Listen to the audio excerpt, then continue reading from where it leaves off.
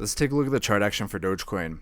Okay, so here's what I was looking at in my last video. We had support right here, support right here. We got a bounce on both of those two levels, and it gives me a trend line. I set up this trend line going to the upside.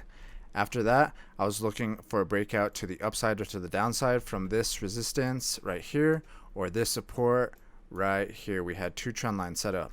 We actually broke to the downside. So in my opinion, that was a bearish signal that we're heading down.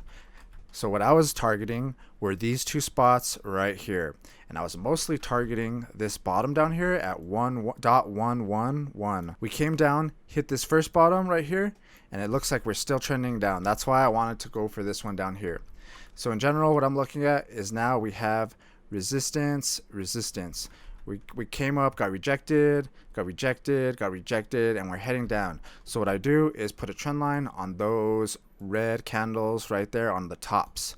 Now we have a trend line pushing us down. So until we break this trend line going to the upside, this could be a signal, or this could be a line that we're going to get resistance on and keep pushing down until we get to these levels down here.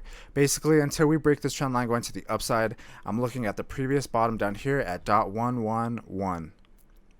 It's possible that we break this trend line going up, and if we do, that could be a signal that we're changing direction and we might be starting to go back to the upside. But in general, I think breaking this trend line going to the downside was that bearish signal, and so now I'm looking at this previous bottom at 0.111.